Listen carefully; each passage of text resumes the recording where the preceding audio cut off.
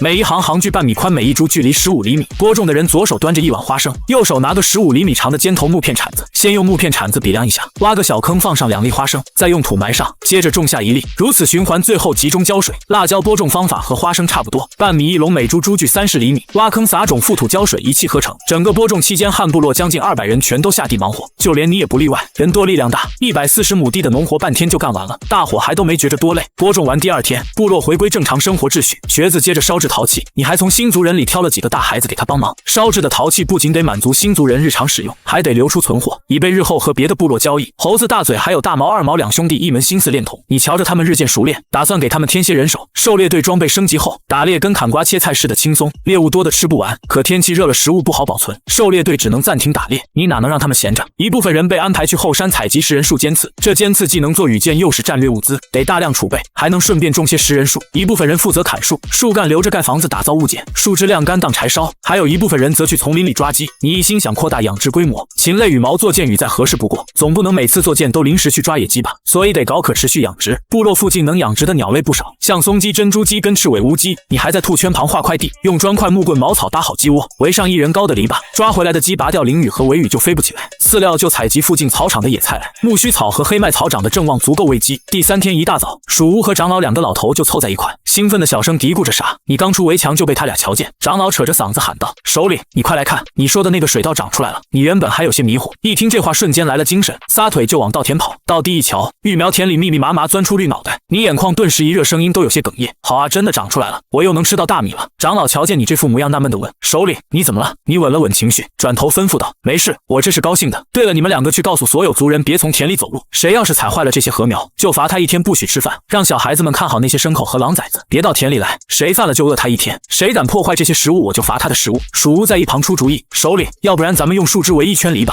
你摆摆手说不用，太浪费人力和时间了，把禁令跟大伙说清楚就行。果不其然，吃早饭时大伙听到禁令，没一个人反对，都知道这些禾苗是日后的口粮。到了第7天，花生和辣椒也纷纷发芽破土，水稻长出第1片叶子，田地里绿油油一片，生机勃勃。鸡笼里的赤尾乌鸡数量也涨到30多只，兔子们也快下崽了。你看着畜栏里的牲口，又琢磨起还没造出来的4轮大车。金属产量可是制约部落发展的关键，之前铜储备少，好多计划都搁置了，如今矿石充足，像鞍具、4轮马车、木桶这些计划都可以重启。鞍具做起来不算难，给大角鹿用正合适，你做好鞍具，迫不及待牵来1匹壮年雄性大角鹿给它装上，然后翻身上路，在部落西面草地上转了一圈，感觉还挺不错。完了，你接着忙活木桶的事。部落缺便于运输的储水容器，陶器易碎，密封性又差，所以得做木桶。你规划好尺寸，选造船剩下的沙木新材，让木屯他们按照你指导的方法制作。就这样，各种规格的木桶在汉部落里陆续诞生了。运输型的、日常使用型的、带提手的应有尽有。长老瞅着这些木桶，忍不住问道：“首领，咱们做这么多木桶干啥呀？”你笑着解释：“当然是用啊，用不完还能拿去交易给别的部落。这木桶装水可比陶器实用多了。”指定有人稀罕，但是这没有10个壮小伙来换，我可不答应。木质水桶的事有了着落，你紧接着把心思全扑到4轮车上去。车最重要的部件当属车轮，制作工序繁琐载重又要求高，以往用的制作推车的法子肯定行不通。你琢磨一番，给了木屯2组精确的数据，郑重叮嘱他按照这个尺寸做4个车轮，2个大的2个小的，木头务必挑结实的。大车轮制作耗时久，你没工夫干等着，转身又去忙别的要紧事。眨眼间，黄铁矿的泥巴已经烧了11天，眼瞅着时间差不多了。接下来由于需要制作硝酸，为了避免不必要的危险发生，你决定把自己和族人格离开，整整忙活了2天，终于得到2大坛子硫酸，还有100、10来斤氧化铁结晶。这结晶可是实打实的铁粉，往后打造铁器就靠它了。有了硫酸制取硝酸就简单多了。你拿出一套崭新的蒸馏设备，把女人们提纯好的硝酸和硫酸一股脑放进蒸馏锅，蒸馏没多久，硝酸就到手了。眼瞅着硝酸和浓缩甘油都齐了，可你却不敢掉以轻心，这硝化甘油可是个暴脾气，稍微碰一碰，甚至温度高一点都能瞬间爆炸。为了稳妥起见，使用前临时混合才是上策。现在万事俱备，只欠东风。你吩咐瘸子交出一批铜锡比例5比2的箭头，特意叮嘱其中1枚做成圆头的，到时候用弓箭远程引爆，相对安全可靠。第2天一大早，你站在部落中央，扯着嗓子高声宣布：“女人们今天在部落里看家，所有的男人带上工具跟我走，咱们去采盐了。”这一嗓子喊得大伙热血沸腾，个个摩拳擦掌。鼠屋一听，赶忙凑上前：“我能不能跟着一起去？”去病这小家伙更是机灵，跑过来抱住你的大腿，使劲摇晃的撒娇：“首领，我也想去，我保证听话。”你略一思量后点头答应：“这样吧，你俩跟着去，长老留在部落里看家。”长老没有二话，爽快应了下来。虽说心里好奇的很，可毕竟部落也得有人手。去病一听自己能去，乐得一蹦3尺高，急忙跑去牵他的奔奔。不一会，一支50多人的队伍浩浩荡荡出发了。肉包和灰山在前面威风凛凛的带路，大伙扛着铜铲，背着弓箭，牵着牛，牛身上驮着大筐和木桶。去病骑着奔奔，小脑袋左顾右盼，满脸新奇。你双手稳稳拎着2个坛子，坛子里分别装着硝酸和甘油。队伍一直走到下午1、2点，终于抵达了原谢顶部落的那个神秘溶洞。你大手一挥，让大伙先歇口气，吃点东西。众人纷纷卸下装备，简单吃了顿午饭补充体力。半小时后，你起身拍拍手，招呼大家开工。几个壮汉立马围到溶洞口，嘿呦嘿呦喊着号子，把堵在洞口的大石块全部搬开。大力挠挠头，满脸疑惑地问：“这个岩洞这么小，咋打开？这石头硬得很，以前咱们磨石盆都不敢用这种石头。”你眯着眼打量一番洞口，沉声道：“用我带来的这2个坛子，你们都先出去拿着自己的铜铲，一会准备挖坑。”接着递给大树一个火把，指了指盐矿洞口：“你拿这个火把就放在这个盐矿的洞口，我去外面找一下位置。”大树接过火把，二话不说，快步走到洞口。你出了溶洞，四下张望，眼神锐利如鹰，在溶洞外面约莫80米的地找到一个绝佳的小土坡，这视野开阔，能清楚瞧见大树手里的火把，意味着正对着盐矿洞口有一条笔直的弹道，方便射箭。你折了根树枝，狠狠插进土里做标记，大声招呼众人过来挖坑。坑要挖半个人那么深，人站进去得没过腰，挖出来的土就堆在靠洞口的这一面，用铲子拍结实。众人得令扛起铲子迅速开挖。等到坑挖到差不多时，你叮嘱大家带上所有的牛，先到1公里外的托孤岭山坡下面等着，待会这里会发出巨响，大地都得颤抖，等没动静了再到这个坑里来找我。族人们郑重地点了点头，随即牵着牛往远处撤去。你赶忙拎着2个坛子走进山洞，山洞里光线昏暗，篝火摇曳，气氛紧张的让人窒息。你深吸一口气，缓缓打开装着浓缩甘油的坛子，一点点往里面加入硝酸，再用一根纯木质的剑杆小心翼翼地搅拌均匀。这过程足足花了10几分钟，每一下都慎之又慎，生怕稍有差池引发爆炸。得到一坛子硝化甘油后，你将它放在了盐矿的洞口处，又在周围仔细码上石块固定，确保万无一失。紧接着就猫着腰走到更靠里的地方，点上一堆篝火照明，方便自己在山洞外也能看清目标。做完这一切，你快步来到掩体位置，心脏砰砰直跳，虽说心里紧张的要命，可眼神依旧坚定，紧紧盯着山洞里那片火光前的陶土坛子。掩体距离洞口80米左右，盐矿又在洞口里面35米左右的位置，爆破中心距离自己只有115米，这点距离平常射箭不在话下，可今天这一箭关乎成败。你强压紧张情绪，努力让自己镇定下来，看见大火撤得差不多了，才缓缓举起弓箭瞄准目标。随着嗖一声弓弦巨响，羽箭如流星般飞速射出，你不敢有丝毫耽搁，顺势一把扔开长弓，迅速下蹲，同时张大嘴巴紧紧捂住耳朵。下一刻，轰隆隆一声惊天动地的爆炸声响起，仿佛天崩地裂一般，爆炸产生的气浪如汹涌怒涛，呈环形向四周疯狂扩散。盐矿的入口处直接被炸成一个深不见底的大坑，原本藏在深处的大块矿岩直接暴露在光天化日之下，洞口处喷出的气浪裹挟着泥土和石块，瞬间吹飞挡在掩体前的泥土，你躲避不及，直接被埋在下下面，半径500米内的鸟雀瞬间爆裂，树枝被连根折断。1公里外的托孤岭上，汉部落众人正在焦急等待，突然一股强烈震感袭来，拄着木杖的鼠屋脚下一个踉跄，直接摔倒在地，无数岩石碎块如烟花般高高飞起，拳头大的小石块甚至砸到托孤岭这边。野牛们受惊过度，全都拼命挣扎，可惜被牢牢绑在树上动弹不得。奔奔更是吓得腿一软，直接趴在地上。肉包和灰山也慌了神，撒腿往山坡下狂奔。大树扯着嗓子高喊：“大家快趴下！”众人如梦初醒，纷纷扑倒在地。鼠大直接呆立在原地，满脸震撼，简直不敢相信眼前景象。几分钟后，远在汉部落的长老，他们也听到一声巨响，紧接着瞧见远方惊起大片飞鸟。长老激动挥舞手杖，扯着嗓子大喊：“是首领！他真的把山打开了！”留守的女人孩子们听闻，全都欢呼雀跃：“太好了，咱们又有盐吃了！”与此同时，在小河东面的利部落，首领毛利正带着狩猎队专心打猎。突然，同样的惊天巨响传来，众人惊愕回望，只见西边天空尘土飞扬。毛利满脸疑惑的喃喃自语：“那边发生了什么？是天神发威吗？”一个族人战战兢兢地说：“好像是小河的那边。”毛利定了定神：“咱们还是回去问问巫吧，巫能沟通神灵，说不定知道发生了啥。”说罢，扛起猎物，带队匆匆返回部落。在溶洞南方10几公里外的森林里，一支50多人的队伍正在行进。这队伍正是游部落。游部落整日居无定所，穿梭在各个部落之间，负责传递消息、联络机会。领头的是个20岁左右的健壮小伙，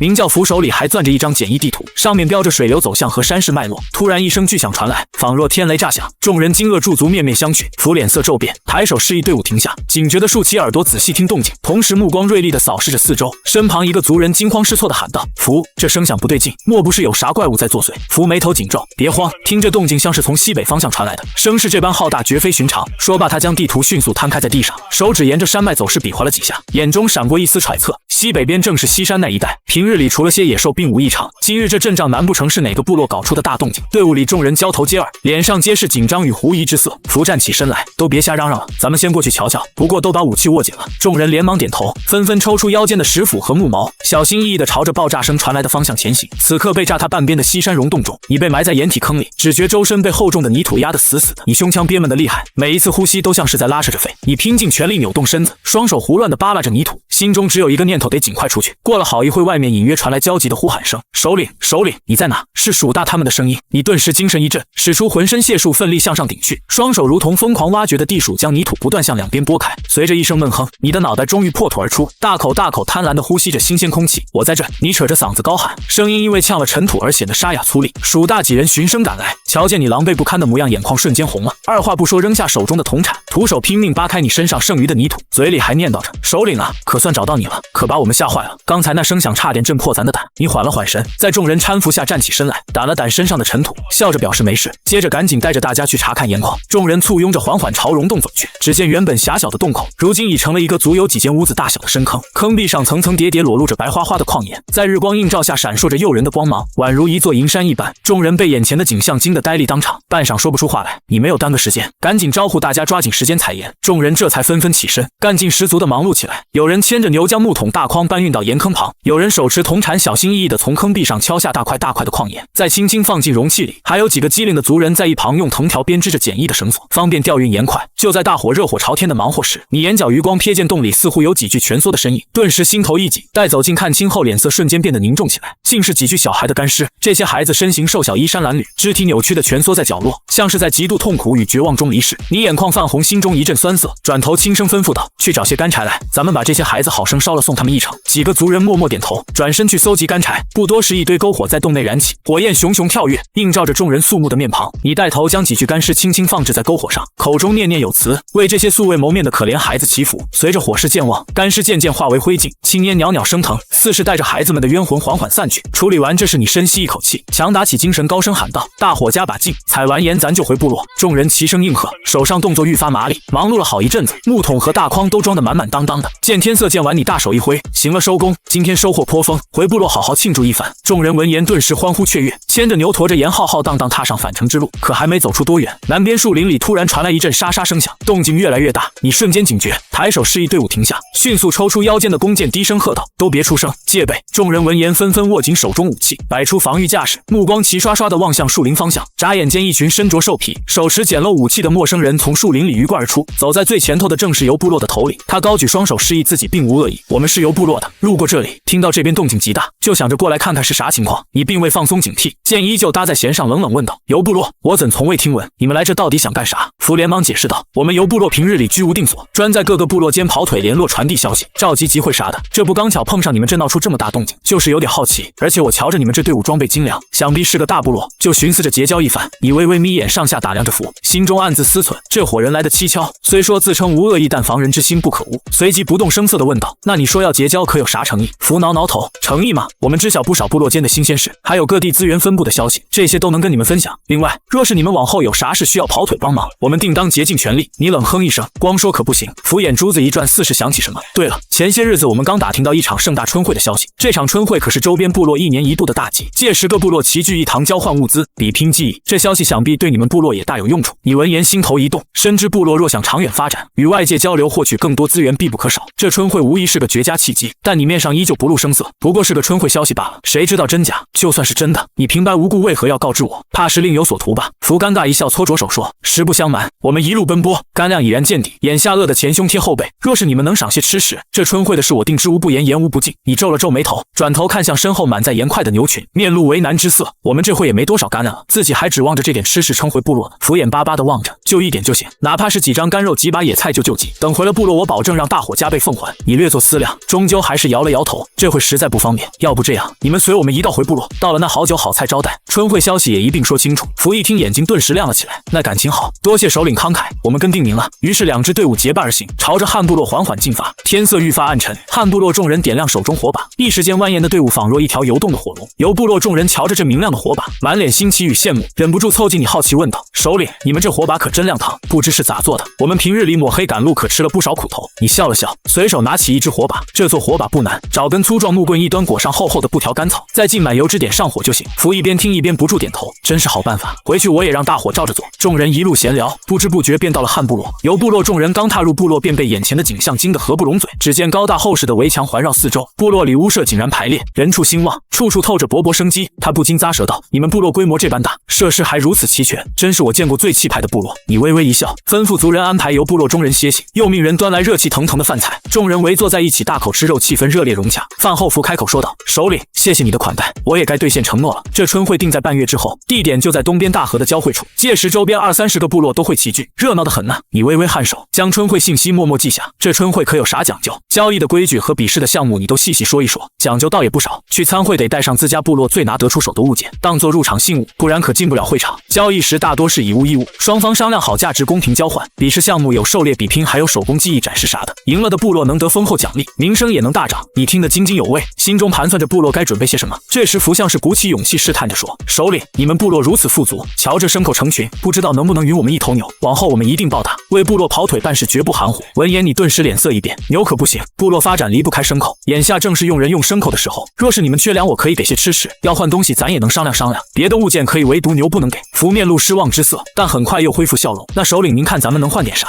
你思忖片刻，说道：“部落里陶器剑矢啥的都有，若是你们需要，拿相应的物资来换便是，或者你们手头若有稀罕物件，我们也乐意交易。”福连连点头，明白明白。饭后众人各自歇息，福躺在床上却翻来覆去难以入眠。他越想越觉得汉部落潜力巨大，那头牛的事始终梗在心头。思量再三，他索性起身找到你住处，轻轻叩门：“首领您睡了吗？我有点事想跟您再商量商量。”你打开门，见到是福，顿时皱起了眉头：“这么晚了，还有什么事？”福满脸诚恳地说：“首领，我回去又琢磨了下，我们游部落虽说没多少家底，但跑腿办事绝对是把好手，找资源联络部落干杂活样样在行。您看能不能再考虑考虑那头牛的事？您开个条件，但凡我们能做到的，一定全力以赴。”你双手抱胸，目光审视地看着福，心中暗忖：这游部落四处游走，人脉资源定是不少，若能为我所用到，也是件好事。你沉吟片刻，缓缓开口：“既然你这么执着，那我也直说了。眼下部落最缺的便是衣物，天气渐暖，部落人口增多，现有的衣物远远不够。若是你们能帮着找到足够做衣服的兽皮和麻料，或是知晓哪里能采集交换到这些材料，那头牛便可以考虑给你们。”福眼睛一亮，拍着胸脯保证道：“首领放心，这是包在我们身上。我们整日穿梭在各个部落间，对周边兽皮麻料的产出地熟得很，最多3天我定给您寻来满意的材料。”你嘴角上扬，露出一丝笑意：“好，希望你别食言。若是办成了，牛立马牵走；若是办不成，往后可就别再提这事了。”福连连点头，满心欢喜的离去。望着他的背影，你心中满怀期许。你深知这或许是汉部落迈向更大舞台的一个契机。第3天的时候，福再次来到了汉部落，他已经找到有个地方生长了许多苎麻，可是那个地方路程太远，即使是自己这样脚程很快的，也需要整整1天才能赶到。但你却笑笑没有说话，转身牵出一头角鹿，只要骑上它就能1天之内往返。这种鹿福之前倒是见过，可他从来没有想过这东西也能乖乖听话，任人驱使。见状，你耐心地教他怎么控制角鹿行走，又怎么停下来？福只是骑了一圈，就喜欢上了这种神奇的交通工具，问你能不能在原来的交易基础上再加上这头角鹿。闻言，你果断拒绝，牛和鹿只能2选1，自己给的酬劳已经很高了。福倒是没有再过多的纠缠，只是在心里更加期待下次的合作。第二天天刚刚亮的时候，你和福两人每人带着2头鹿出发。临行前，你又让族人们沿着人工河的北岸开垦荒地，等你回来的时候，可以直接把采集的苎麻种植起来。两人骑着大角鹿，一路朝着西北方向前进。原本需要走1天的路程，到了太阳爬到头顶的时候就到了。福说的地方是一个被绿色覆盖的山坡，山坡上有很多的苎麻，看样子足有2000多亩，却根本看不到其他植物。你顿时皱起了眉头，这货怕不是个老六，这一大片明显就是有人种植，这要是被抓住了，怕是少不了一顿胖揍。汉首领，你要找的不是这种草吗？福指了指山坡上整片的苎麻，是我要的那种草没错，但这些草是有主人的吧？这附近是不是有什么部落？这里是有个边部落，不过他们不太欢迎外族人，所以我们以前也没怎么来过。我特么，你小子故意的吧？这不是坑劳资吗？不过现在既然已经来了，自然不可能空手回去，只能偷偷采一些就马上溜。一想到这里，你从大角鹿的背上取下一个大筐，开始疯狂收割。福见状也拿着自己的补刀开始忙活起来。可就在你们收割的正嗨的时候，一阵敲击木棍的声音顿时从周围响起，你当时就是一惊，完犊子了，被人家抓住了，还不待你有进一步的动作，四面八方立刻围上来许多人，放眼望去少说也有30-40号，还都是成年男性。你和游福二话不说就爬到鹿背上，两人叫了一声开始向山坡下突围。人群中突然拉起几道麻绳，将你们彻底拦了下来，紧接着就被2张麻绳编制的大网当头罩住，像是抓猪一样被抬着往山坡上走。4匹大角鹿也被人牵着紧跟在后面，你的心顿时就凉了，偷东西被抓现行，真特么丢死人了。打眼一看，前面领路的居然是一个女孩，那女孩脸上挂着得意的笑容，脑后披散着乌黑的长发，腰上围着一块麻布当做裙子，女孩的模样煞是好看，但是你却没心情欣赏，转头瞪了一眼同样被抬着的福，特么的都怨你。不多时你们就被抬回了部落的居住地，边部落的首领也来到了2人的面前。让你惊讶的是，他们的首领居然是个女的，她浑身裹着和女孩同款的网眼麻布。刚才那个女孩也笑嘻嘻的来到你面前，对着那个女首领说道：阿姆，这个男人刚到麻田我就发现了，你得把他奖励给我。女孩还是第一次看到有人骑着高大的野兽奔跑，而且你打扮的也很精神，发现你的时候她的第一个想法就是把你留下来。边部落是一个类似母系氏族的部落，整个部落里女权最大，他们的首领是一个已经30多岁的女人，而眼前这个女孩正是长的女儿。小蝶今年也有12岁了，刚刚成年。这些天他们也得到了春会的消息，正想着自己要找个什么样的男人，没想到就有自己送上门的。常走到你面前，上下打量了一下你，的确很特别。你说他是骑着这角兽过来的？是啊，他们俩都是骑着这角兽来的。阿姆，你就把他讲给我当男人吧，我不想去春会，可我看他不像是一般人啊。长的目光敏锐的在你身上扫来扫去，尤其是你头上的铜冠，这种金灿灿会闪光的东西他还是第一次见，这样的奢华饰品绝不是普通人可以穿戴的。想来他不是个部落首领，也是部落首领的孩子，把这样一个人强行留下会很麻烦，甚至会挑起2个部落的争斗。接着一个男性族人把你的弓箭、长矛都交给长首领，这个也是他们的。常从族人手中接过你的青铜长枪，那金色的枪头尖锐又锋利，心里暗想，如果他们部落全是这样的武器，那就更不能把他留下。随后又拿过了你的弓箭，琢磨了半天却看不懂是干嘛用的。小蝶立刻从母亲手里接过了弓箭，嘣嘣的拉着弓弦，像是弹琴一样，似乎觉得这是一件乐器。见状你气得咬牙切齿，要知道放空弦可是会损伤弓体。常则是从箭壶里抽出一支羽箭，看着箭尾粘着的羽毛，还有同样尖锐锋利的青铜箭头，他可以很肯定这也是武器，但是他却不知道这么小的矛怎么使用。你虽然听不懂他们说的什么意思，但是看他们娘俩在那研究半天也没研究明白，不用想就知道他说的啥，急忙大喊着：你放了我，我就告诉你怎么用。常也听不懂你的意思，但是也知道你想出来，他转身从大筐里拿出一把麻草，对你说道：你为什么偷我们的麻草？就在这个时候，另一张网子里的符说话了：我们并不知道这些是你们的东西，不过你最好还是把我们放了，我们2个都是部落的首领。周围边部落的人听到这话都是一愣，你怎么会我们部落的话？看着一旁这个害自己落网的家伙，居然和对方交流上了，你是又想抽他又佩服这家伙，怎么会那么多部落的语言？我是游部落的首领福，因为我们经常和外族做交易，所以我们必须要学习各个部落的语言。常想了一下，记起以前确实有个游部落来过，因此他确定了福的身份，可是对你的身份还有些疑惑。那他呢？你为什么说他也是首领？他的部落就更牛批了，他们的人口不比你们少，还有很多的厉害武器，你最好还是别把他留下，不然你们部落就完了。常听到这些已经想要把你放走了，2个人数差不多的部落交战，最后很可能2败俱伤，这不是他希望看到的。可是小蝶一听顿时就不干了，我们可不怕他，还能有什么比长矛厉害的武器吗？那个短矛根本扔不了，你在骗人，我就要把他留下。福看着小蝶刁蛮的样子，只是嗤笑一声，没有说话。事实上他也不知道怎么说，他并不知道那个东西是怎么使用的，只知道那个东西很厉害。小蝶看着福那不屑的嗤笑，顿时就受不了，你骗人，你骗人，我就要把他留下。常没有像小蝶那样胡闹，弓箭他虽然不认识，但是仅从那根锋利的铜矛就可以看出其中的厉害。武器好就不会缺食物，不缺食物那人口肯定就不会少，再加上你头上的铜冠，他十分肯定你就是一个大部落的首领。常把发脾气的小蝶拉住，我可以放你们走，但是你们毁坏了我们部落的麻草，我们今年就会少很多，你们准备怎么赔偿我们？小蝶一听母亲要放人，马上就急眼了，阿姆不能放他们走，我就要把他留下来当男人。常作为一个部落的首领，自然知道事情的轻重，当即就拒绝了蝶。这时福不耐烦了，你到底要什么赔偿啊？给完快放我们走。常想了一下，下，指着你的弓箭和金枪，还有那几头角兽说道：“我们要留下这些武器，还有角兽。”福连想都没想就拒绝了：“不可能，那不是我的，他也不会给你。”你看着常指着自己的武器和角鹿，就疑惑地问福他想干嘛。福解释道：“他说我们毁了他们的马草，要留下武器和角鹿当补偿。”闻言你顿时就炸了，这特么不是碰瓷吗？老子都是直接割的，又没给他连根拔，怎么就毁了他的马草？就算赔偿也不可能用这么多东西。可是你突然又感觉哪里不对，他刚才说我们毁了他们的马田，他们1年就采一次马草。福不知道你什么意思，只能帮你翻译。汉首领说你们是不是每年只采一次马草？常听了这问话也是一愣，难道苎麻不是1年收1次的吗？你只看常的表情就知道他们根本不懂苎麻的生长习性。于是胸有成竹的让福告诉他，武器和角鹿自己都不会给，而且马草我还要继续采，但是我可以告诉他们1年收5次马草的方法。边部落的人听了福的翻译，顿时就惊了，马草1年可以采5次，那不是直接翻了5番吗？这个方法确实值钱。要知道边部落种植这些苎麻不仅是供自己部落使用，而且他们还用编出来的麻布和麻绳跟别的部落做交易，有时候换食物，有时候换人口，所以马草的产量可以说是决定了边部落的发展。如果真的像你说的那样，那边部落根本就不会缺马草，这对他们来说太有诱惑力了。常的眼睛也顿时亮了，急忙摆摆手，让自己的族人把你放下来。几个男人得令后七手八脚的就把你们2人放了出来。你站起来整理了一下自己的兽皮裙，伸手朝着常又指了指自己的那些武器，示意他先还自己的武器。常虽然有些犹豫，但看你的眼神坚定而又冰冷，隐隐透着一股子霸王之气，急忙就让小蝶将武器还给你。可是小蝶本就不同意将你放走，正赌气呢，哪里肯轻易归还，随即扭头哼了一声，还你也可以，你必须先教我怎么使用。闻言你点了点头，取过长弓，然后又抽出一支箭矢，四周看了一下，寻找合适的目标。突然看到不远处一只被网兜吊起来的小野猪还是活的，此时离你就差不多30米的距离。你当即举弓搭箭，几乎没怎么瞄准就松了手，随着嗖的一声，锋利的青铜箭头轻易地穿透了小野猪身侧的皮肉，箭矢直接从小野猪身体的另一面飞了出去，啵的一声定在后面的一根木柱子上。野猪顿时惨嚎了一声，然后就领了盒饭。边部落的族人们顿时就震惊了，身体忍不住打起了哆嗦，没想到这东西这么厉害，幸好首领答应放了他们，不然等汉部落打过来，自己的部落怕是分分钟就凉了。然而小蝶看到死猪却是一点都不害怕，反而惊呼了起来，原来是这么用，真是太厉害了。常同样很震惊，没想到这种武器这么厉害，要是把那头野猪换成人的话，他不敢再想下去。而且这还只是一根箭矢的威力，你的箭壶里还有好几十支呢，那看上去比自己部落男人的数量还要多。常开始害怕了，这是多么恐怖的武器，自己一定不能和那个汉部落交恶。你偷偷瞥了几人一眼，看到他们脸上的惊讶和恐惧，不由得心里一阵舒坦，看你们还敢不敢像抓猪那样抓牢子。随后你把那根箭矢拔了回来，又放回了箭壶里，然后转身牵着角鹿带着众人就往麻田的方向走去。等到所有人都到了身边，你才不慌不忙地指着地上的马草，教他们正确的收割方法。收马草不能直接拔，只要从你所指的地方割下，用不了多长时间就会再次长出来。结冰之前最少可以这样收5次或者6次。一旁的福自觉地给你当翻译，周围边部落的人则是很吃惊，他们以前都是直接拔的，哪里知道还有这种操作。常惊讶地问道：“这些你是怎么知道的？难道你以前种过马草？”你随口撒了一个谎：“我小时候种过。”那你来割我们的马草干嘛？拿回去种，然后织布。小蝶听了你的话有些惊讶：“你还会织布？那当然，我还可以织出更好的布，比你们这种更宽更密。”说着你瞟了一眼他们身上的麻布，跟网眼的筛子差不多，根本不能遮住隐私。那你能不能教我们？常不怀疑你在骗他，你的武器已经可以证明你懂得更多生产技能，虽然你刚从网里放出来，也不忘趁机打起了自己的小算盘。不行，我只教自己的族人，除非你们加入我的部落，加入别的部落是不可能的，尤其是一个男权的部落。常从来就没想过，你也没指望对方会直接同意，只不过是想引起他的兴趣而已。随即一摊手表示无所谓，接着便招呼福收割马草。常没有说什么，这毕竟是事先说好的。20分钟后，4个大筐都被装满，你把这些苎麻搬到鹿背上就准备离开。就在这时，站在一边的小蝶突然抓住了缰绳，满含深情的要让你留下来。你听了福的翻译后，顿时脸一红，但还是认真的摇了摇头：“我有自己的族人，我不能留在这里。”小蝶眼泪一下就冒了出来，憋着嘴委屈的问道：“那你能告诉我你的名字吗？”你没有回答，两腿一夹角鹿就窜了出去，随后又抽出一支箭矢，射到小蝶身前2米远的地方。小蝶小跑2步拔出那根羽箭，仔细的看了2遍，终于在箭尾的木杆上发现一个图腾和一个汉字阿姆。这个图腾和他头上那个一样，你收好吧，我们试一下能不能制作一样的武器出来。福和你2人侧路狂奔，终于在天黑前赶回了汉部落。这是人工河的北岸，由汉2个部落的族人已经开垦出了一小片耕地，大约5亩左右。你用铲子在地上画出垄具，让族人们把这些苎麻苗直接插到土里。鼠巫和长老来到了你的身边，首领，这次种植的是用来干什么的？做衣服用的，就是穿在身上的东西，用这种草做的衣服很薄，夏天的时候就可以穿。族人们纷纷点头，他们又学了一个新词，衣服，穿在身上的就是衣服。现在游部落的任务完成了，福过来找你索要报酬，虽然中间出了点变故，但你也没有食言，按他的要求将那批角鹿给他，另外还附赠了一个陶钵和10个陶碗。至于2人被边部落活捉的事情，2人十分默契的连提都没提，毕竟2人都是一族之长，实在是太丢人。第2二天一早，福带着族人向你辞行，与你约定到时候在孟春谷再见。你看着游部落的队伍消失在远方，目光有些出神，自己也很想像游部落一样出去冒险。这时长老走到你的身边，首领，接下来我们需要做什么？你回过神来看了看长老，想着之前育的稻谷苗也已经过去了17天，也是时候插秧苗了。你让长老召集所有青壮族人，先让男人们去把水渠都挖开缺口，开始往大田里放水。长老虽然不懂什么是插秧苗，但还是照做。他知道听你的准没错。不多时，男人们用铜铲在每一条沟渠都挖开几个缺口，人工河的河水哗哗的涌入稻田。你则是带着女人们开始把禾苗拔出来，然后再分成一把一把的放在一边。木桶按你的要求结了一堆40厘米长的小棍，用来插秧的时候掌握行距。所有准备工作做好之后，大家集体来到你身边跟你学插秧，用2根手指夹住秧苗的根部，直接插到你里面，再用小棍量一下，再插下一个。大家纷纷表示明白。可是一个黑鼠部落的男人却提出了疑问：首领，这个草真的能吃吗？他的话刚一说完，大家纷纷看向你。显然这个问题大家都想知道，只是一直没人敢问。养殖和种花生大家都见过实物，但是你所说的这种农作物他们都没见过，都觉得把那么多时间浪费在种植水稻上很不值得。你也没生气，耐心的告诉大家这个草确实不能直接吃，我们要吃的是它的种。说着就让石头去把之前剩下的22斤稻种拿出来给大家看，这就是水稻接的种子，名字叫稻，把这个皮去掉，就是我们吃的大米。这个大米很硬，必须要放在锅里煮熟了再吃。看着大家还是一副似懂非懂的样子，你决定现在回到部落，用剩下的这些稻种为大家煮一锅大米饭，让所有人都尝尝。长老和鼠屋年龄大，没办法弯下腰插秧，也跟着回到部落看你怎么做饭。你先找来一个比较厚的坛子，用一个木棍在坛子里捣米，没过一会就全部脱壳，里面的稻谷变成了糙米，然后把这些糙米放到陶锅里用水淘洗干净，按照米和水1:2的比例放在火上煮。鼠屋看着紧紧盖住锅底的大米有些疑惑，首领，这里面的米那么少，能让人吃饱吗？闻言你微笑着告诉他，大米和水一起煮就会变大，到时候锅里就没水，只有变大变软的干米饭，米还会变大。长老和鼠屋异口同声地发出惊叹，他们还是第一次听到会变大的食物。部落里的一些孩子也围在旁边，陶锅里不一会就冒出一股浓郁的米香味，让周围的孩子们不停地咽口水。你也是很激动，多么熟悉的味道，好久都没吃过大米了。也就在你煮饭的时候，几百个族人已经把秧苗插完了，此时全都站在锅边，闻着锅里不断散发出的米香味。很快一锅颜色雪白香气扑鼻的大米饭就出现在大家面前。你让每一个族人拿着自己的碗筷在一边排好队，由于数量有限，只能每人吃一小口尝尝味道。走在前面的几个族人最先分到，迫不及待就放进了嘴里，一边吃着一边回味，这米饭真香啊，嚼几下还有一股甜味，太好吃了。后面没吃到的族人一听这话就更着急了，纷纷催促前面的快点。不一会整个部落就响起一片舔碗底的声音，他们吃惯了肉食，现在吃到这种软糯香甜的食物又是新奇又是开心。现在整个部落再也没有一个人对你还有质疑，反而因为你找来了水稻，现在在族人们中的威望再一次升高。等到忙完这些，你又开始给大家安排工作，男人们全部去伐木、抓鸡、狩猎、炼铜做陶器、干木工，女人们则是烧砖窑、捕鱼、放牧、提炼盐矿。提炼盐矿很简单，先把矿盐去掉杂质，然后用清水煮沸，最后蒸发结晶，做出的白盐不仅供自己部落使用，另外也可以用来和别人做交易。春会的事情你很重视，得多准备一些盐和陶器，这些都是每个部落的必需品，根本不愁卖不掉。另外需要准备的就是一辆大车，毕竟要把这么多的商品带到那么远的地方。随即你叫来木屯，询问木板车制造的进展。木屯也不废话，带着木工队的10几个族人将4轮大车推到了你的面前。当你看到的时候，顿时就惊着，没想到老实的木屯还真有几把刷子。之前你只是让他做一辆2轮的平板推车，现在摆在你面前的居然已经有了马车的雏形，后面是一个很大的车厢，虽说没有车棚，但是到时候只需要搞一个兽皮帐篷搭在上面，那绝对不会比马车差多少。而且车的前方还有一个可以坐下2人的平板，到时候只要套上2头牛提供动力，人坐在座位上驱使就行。你将木屯狠狠地表扬了一番，又给出了一些修改意见。木屯很开心，带着木工队的族人又开始忙活了起来。这次由你的指挥和各方面协调，人类历史上的第一辆牛车用了3天的时间就做出来了。这辆大车不仅漂亮奢华，还很实用，100公里油耗就1捆草。一转眼的时间，春季的第1个月就要过去了，族人的日子也越来越好。唯一不足的是，你设计的城池眼下还是没有着落建成，需要太多的人力。汉部落现在满打满算才350多人，现在也是时候用陶器和白盐到春会上掳掠一番了。为了运输方便，你让瘸子赶制了一批小平底，上面敞口的陶锅，用的是木头盖子，可以全部叠到一起节省空间。盐直接装到大木桶里，盖子用绳子绑上。你不停地指挥着族人们装车。今天离春会开始还有6天，为了路上不那么赶，你打算提前出发。随后将大树叫到身边，叮嘱他这些天自己不在就由他来管理部落，一定要保护好自己的族人和那些秧苗。大树感觉到你对他的信任，将胸膛拍得砰砰响，保证一定会保护好部落的每一个族人。你接着转身看向旁边的鼠大，将一个提前准备好的锡棺放到他手上。我走的这段时间，你要负责带领狩猎队打猎，还要带领刚加入的族人每天练习弓箭和长矛。鼠大看见大树被委以重任，本来还有些心里不平衡，但是看到你给他准备了和大树一样的头饰，那点小情绪立马就烟消云散，爱不释手地把玩着那个锡棺。最后你叮嘱长老和鼠屋每天都去稻田看看，田里一定要保证一直有水，最少要能盖上一个手掌。2个老头虽说一把年纪，但也想为部落发光发热。现在两人也领到了任务，当即就高兴地应了下来。等到一切安排妥当，你立刻招呼队伍出发。这次去春会，你只带了几个成年男人，有伤好复原的大力和独耳，还有兽牙、石头、羽毛、树桩，另外还有以猴子、大嘴、大毛、二毛为首的20个刚成年的男孩。树桩专门负责赶牛车，你和其他5个老战士骑大角鹿，剩下的20个少年骑了10匹大角鹿。一支由27人组成的豪华骑行队开始向着西南方的梦谷出发。这一路上都是稀树林和草地丘陵，队伍行进倒是非常顺利。到了晚上，大家找了一块空地宿营，一群人围着营地点了几堆篝火。你安排了族人轮值守夜，就准备休息。可刚眯了没一会，就听到兽牙叫自己：“首领，快醒醒！咱们后面又来了一队人，好像也是去春会的。”闻言，你揉了揉眼睛，坐起身来看向远处。这支队伍领头的竟是浑身裹满麻布的长，原来是边部落。长带的人比你要多，10个成年男人，20个女孩，以及20个男孩，加上他自己，足有51人。他们也背着自己的货物，有麻绳和麻网，还有麻布，甚至还有大骨头棒。此时的小蝶正在发脾气：“阿母，我好渴呀，这路上连水都没有，我不想去梦谷找男人了。”尝试他的母亲怎能不知道女儿的那点小心思，当即就戳穿了小蝶的想法：“别以为我不知道你怎么想，那个人是别的部落的首领，他是不会来咱们部落的，你死心吧。”这时一个成年男人匆忙地来到母女俩身前：“首领，前面有个部落的队伍在宿营，我们要不要过去？”小蝶一听前面有人，立刻就摇着长的手臂撒娇道：“阿母，我们过去看看吧，太渴了。”长转头看了一圈队伍里的族人，大家也都已经半天没有喝水，现在都是渴得不行，随即点点头答应。小蝶一路向前，很快就看到汉部落那独有的发型，顿时就高兴了起来：“阿母，你看是汉部落的人，我们快去要点水喝吧。”长看了他一眼，小声嘀咕一句：“他们部落比我们部落还要远，谁知道他们还有没有水？”你此时也走了过来，已经认出了来人是长和小蝶。“汉首领，你们还有水喝吗？我们已经没水了，能不能和你们换一些水？”长打着手势对你说道。你顿时就皱起了眉头：“换水还是算了吧，就他们那些破东西，除了人口你啥都看不上。”随即摆了摆手示意不用换，让他们跟自己来。你把他们领到4轮牛车的后面，翻身爬到车上，从前面拿了一个大陶碗。边部落的人们都惊住了：“我操，这是啥？他们是怎么把房子带到这里的？还有那个首领拿的是湿盆吗？他们居然有一房子的湿盆，可是水呢？光有盆也没用。”然后他们就看到你来到牛车后面，把一个圆形的木桶放倒，从盖子上拔掉一个木头塞子，顿时就从木桶里涌出一股清水出来。一个少年顿时张大着嘴巴惊呼出声：“这是装水的吗？居然这么大，里面都能装下一个人了吧？”你没有理他，直接把装满水的陶碗递到长的手上：“快喝吧，不用换。”长右手放在胸前，对着你微微俯身表示感谢，然后就和小蝶交换着把一整碗水喝了个精光。看着后面那一群还等着喝水的人，你把陶碗递给大嘴，让他给大家放水喝。汉首领，你们这也是去春会的吧？你看我们2个部落可以一起走吗？你知道他不过是想跟着混口水喝。想了一下也没有拒绝，没猜错的话，那些男孩应该也是拿去交易的。随即边部落的人在你部落的旁边点起了篝火，他们有的在睡觉，也有的在好奇地看着你部落的人和各种东西，细细簌簌的小声嘀咕着。第二天天一亮，一股肉香味飘满了营地的上空。汉部落的早餐已经做好，那是昨天守夜的人用弓箭杀死的兔子和土拨鼠。边部落也都被这股香味勾引起来，然后拿出自己的熏肉干放在火上烤。你也坐在火堆前，拿树枝插着一个兔子的肝脏烤，一边撒盐一边撒辣椒。霎时间一股奇异的香味就把小蝶引了过来，他目不转睛地看着你，摆弄着树枝上的食物，不住地吞咽着口水。你等熟透之后，用小刀分了一半给他，毕竟人家为了蹭口吃的都等半天了。小蝶笑眯眯地接过兔子肝，一口就咬下一口，刚嚼了几下，脸色就通红了起来，张着嘴巴不停地用手扇风，可还是舍不得吐出来，那模样让你看了就想笑。不过你不想再逗他，端了一碗凉水递到他手上，他猛灌了2口水才稍微好点。这什么味道？好难受，不过我好喜欢。你告诉他这是辣椒，那种味道就是辣味。小蝶又指着另一个装着白色颗粒的袋子问道：“那这个白色的呢？”你捏了一点盐放到小蝶手里，这是白盐，咸的，吃了会有力气，能走更远的路，干更多的活。小蝶舔了一下，眼睛一下就睁大了，立刻就激动地跑回去拿给自己的阿母看。他知道这是自己部落急需的东西。长刚想问一下是什么东西，小蝶就把那点白盐捂到了他的嘴里，咸咸的味道让他直皱眉，但还是强行咽了下去，连忙抓住小蝶问道：“这是哪来的？”“这是汉部落首领给我的，他还有很多呢。”说着小蝶就拉着长来到你身边。此时没人注意到你嘴角的一丝坏笑，嘿嘿，鱼儿上钩了。汉部落首领，这白盐是从哪来的？可以换给我们一些吗？这是我们部落自己做的，能换1碗白盐换1个男人。长想了一下，那些男孩本来就是要换给别的部落，于是爽快地答应了下来。只是他想一次性换20个男孩，他希望你能够多给一些盐。你假装犹豫，最终还是点了点头，随即将他带到牛车后面。当你将兽皮掀开的时候，边部落的族人顿时惊呆了。只见车上除了满满当当的陶器，还有好几个巨大的木桶，这么多东西居然全是容器，随便挑出一件最少也能换1个人。然而在你故意打开几个木桶的盖子时，他们再也没办法淡定了。我的妈，这几个大木桶里居然全是白盐！长突然觉得有点不真实，要知道盐可是有价无市的东西，何况还是这种雪白的细盐，而汉部落居然有这么多。此时他不愿意加入其他部落的决心已经开始动摇。如果是汉部落这种富得流油的部落，其实也不是不可以考虑。你在盐桶里满满的舀了一碗，看样子足有3斤重的样子，用这么多换一个人，不能再多了，你们自己找袋子装。常从惊讶中回过神来，急忙让小蝶从族人手中拿来几个兽皮袋子，最后装了满满的2个袋子。边部落的20个少年，此时也变成了汉部落的人，队伍从原来的27人变成了47人，这让你颇为高兴。还没到春会就大赚了一笔，这是开门红的好兆头。很快队伍再次启程，不过这次的速度略有下降，主要是边部落里除了长和小蝶坐在了牛车上，其他人全都是步行，而那新加入的20个少年，则是和你自己带的20个少年轮流骑大角鹿。就这样又向西南方走了2天，你们又遇到了别的队伍，其中有同样骑着大角鹿的福，他的怀里还坐着他的2个3、4岁的儿子，身边跟随着他的族人，和他们一起同行的还有蛇部落。他们的队伍有31人，其中10个是早就成年的战士，剩下的是10个少年和10个少女。他们的领队是一个白发白胡子的老头，此时他正一脸惬意地把玩着一条大青蛇。福看见你很高兴，主动过来打了招呼：“汉首领，没想到你们来的那么早，我给你介绍一下，这是蛇部落的蛇巫，他身上那条是他们部落的蛇神。他们的蛇神真的很神奇的，无论是被什么毒蛇咬伤，只要再让蛇神咬一口就能好。我小时候被毒蛇咬过，就是我阿爹带我去找蛇神治的伤。”福骄傲地对你炫耀着，他说的这个蛇神你肯定是不相信，但是能治蛇毒就可能是真的。前世就曾经听说古代山野游医有人养药蛇，大多都是一些毒性霸道的毒蛇，从小加以训练用来给人医治蛇毒。面对这样一个原始时代的医者，应有的尊重还是要给。你右手放在胸前，微微朝着蛇巫点点头，蛇巫也点头回礼，但是这老家伙的目光却一直盯着你的牛车，他从来没见过这么高级的交通工具，和自己的比起来那就是奥迪和奥拓的区别。就这样4支队伍再次启程，总人数接近160人。福看着你身后的大角鹿非常的眼馋，要是自己的游部落都能这样骑鹿多好。于是他又向你询问起来：“汉首领，你还有任务给我们做吗？我还想再得到一些角兽。”说实话，你真的不想再拿牲口交易，毕竟汉部落自己也没多少。随即告诉他暂时不会用角兽交易，以后再做任务只能用别的当做酬劳。听了这话，福很失望。不过这个大聪明很快又想到了主意，自己要的只是交通工具而已，为什么一定要是角鹿？弄一辆牛车也不错。汉首领，那你能给我一辆那样的牛车吗？我可以为你做任何事。这家伙纯粹就是在想屁吃，这个牛车制作起来如此费劲，怎么可能用来交易？不过小推车倒是可以，但是要用50个成年人换，想要牛的话就再加10个人。你直接将自己的想法告诉他。闻言福显得很有自信，我至少能给你弄来100个人，但是我要那种4个轮子的大车，还要2头拉车的牛。你没有立刻反驳，而是很好奇他哪来的自信。一个50来人的小部落首领说自己能弄来100多成年人，要是强抓的自己可不要，这自然不会。我找的都是一些野人。野人听到这2个字你当时就惊了，特么你们在我眼里就是野人好吗？难道还有更野的？看你一副不相信的样子，福告诉你，那些所谓的野人其实就是那些独自流浪的人，他们大部分都是被部落抛弃的残疾，也有犯了错被部落驱逐的。你想了一下，果断答应下来。残疾的跟着瘸子，调皮的就去干苦力，不怕他不听话。见状，福春会也不去了，立刻就带着族人往回走，毕竟要跑的地方实在太多。整个队伍又变成了100来人，向着西南方继续行进。走到傍晚，路过一个缓坡丘陵的时候，在前面探路的你和独尔突然发现了3只成年恐鸟和他们的鸟巢，你当即就让独尔回去再多叫些人来，自己在这好好守着。那3只恐鸟此时正在巢穴旁边分食着什么东西，似乎吃得正嗨，根本无心搭理你。过了一会，后面的大部队也跟上来了，除了汉部落的人，还有蛇部落和边部落的6个战士。这看得你嘴角一阵抽搐，总共也才3只猎物，来那么多人干嘛？首领我说了，但是他们2个部落非要参加，说这一路上的猎物都被我们打光了，他们都快没吃的了。告诉他们这3只恐鸟分他们1只，但是鸟语归咱们，让他们都捡柴火去，咱们自己的人只要16个，其他的都去保护牛车。随后独尔和2个部落沟通好，下一刻你高喊一声，一路当先的冲了出去，剩下的15骑分成2个纵列也紧跟在你的身后。正在分食猎物的3只恐鸟顿时愣了一下，他们还没见过这个阵势，纷纷伸着脖子嘎嘎怪叫，试图把眼前这群人驱赶开。你立刻命令族人头毛封住恐鸟的退路，恐鸟见你们来势汹汹地向他们奔袭而来，也向着你这边迎头冲了上去。随着距离越来越近，你微俯着身子，长毛笔直地向前伸出，在与恐鸟对撞的那一刹，那一毛刺中了恐鸟的前胸，仅仅是一次冲锋，恐鸟就直接倒地阵亡，而另外2只也相继被斩于路下，其中1只2毛和大嘴合力刺中了脖子和后背，另一只最凶猛的和兽牙遭遇交锋的瞬间还张嘴要啄他，结果兽牙稍微抬了一下枪尖，直接给他来了个口入，死的不能再死了。小蝶见到眼前这一幕，高喊起来：“阿姆，汉部落首领好厉害！”长野不禁心中感叹，汉部落强大的可不只是首领，他们不光富有，还有强大的战士，这样的部落一定要紧紧抱住大腿才行。随即想了一下，问小蝶：“汉部落的首领你喜欢吗？如果让你跟他走，你愿意吗？”小蝶闻言先是一愣，然后赶快点头。但是咱们部落的女人不是从来都只招上门女婿吗？她虽然喜欢你，但却从没想过要嫁到汉部落，更舍不得自己的阿姆。长野表示很无奈，对方是一个首领，不可能会加入自己的部落，只能回去之后再好好想想。等你们一行人把3只恐鸟拉回来，大家决定就在这个地方扎营过夜。3只鸟的羽毛全都归汉部落所有，其他的肉食则是分给了大家。众人在一起烤着篝火吃东西的时候，小蝶不时的就会偷偷看上你几眼，这让你这个钢铁直男浑身不自在，只好来到营地旁边透透气。晴朗的夜空上挂着点点繁星，说不出的惬意。你转头向西南方梦谷的方向望去，那边似乎还有许多的萤火虫。就在这时，蛇巫走到你身身边，看着你看的方向自言自语：梦谷是一个很美的地方，那里有会发光的虫子，还有会发光的植物，到了夜里连那湖水也是亮的，是你们小年轻谈情说爱的好地方。他碎碎念的说着，你是一句都没听懂，但是他身上丝丝的灵蛇吐信声，你倒是听得真切，自己得赶快离开这个怪老头，要知道那可是一条剧毒的毒蛇。第二天一早，队伍继续启程，在蛇巫的引路下，众人连续赶路，终于在下午2点左右进入到了梦谷的范围。梦谷是个盆地，山谷中间还有一个占地3、4千亩会喷水的淡水湖泊，周围遍地长满鲜花，巴掌大的蝴蝶在空中成群结队的翩翩起舞。山谷中最多的树是一种你从未见过的柳树，它的枝条是白色，柳叶是淡粉色，无数的枝条随风摇曳，像是少女舞动的长发，撩拨着无数骚年的萌动春心。那些少女们看到如此美景，都忍不住在花丛中嬉戏一番，追逐着艳丽的蝴蝶，编织着漂亮的花环。一个个春心萌动的少年们看得直流哈喇子，你上去就是对着他们屁股踹了一脚。看什么看？没见过女人啊，赶紧把货物卸下来，有了这些好东西还怕找不到漂亮小姐姐？少年们傻笑的挠挠后脑勺，开始清理营地。10几人合力搬来一块大石板，在上面摆上各种陶器和白岩。边部落也在汉部落旁边扎了营，他们把网系在2棵树之间做成吊床，其他的麻布草鞋和绳子也都摆了出来，弄成一个小摊。蛇部落也在汉部落的另一边扎营，他们的商品主要是蛇皮，还有一些可以治病的草。看来这个蛇部落很擅长治病。紧接着很多别的部落陆陆续续的到来，最让你眼前一亮的是全身插满野鸡毛的昆部落，只不过他们并不擅长唱跳，而是抓野鸡。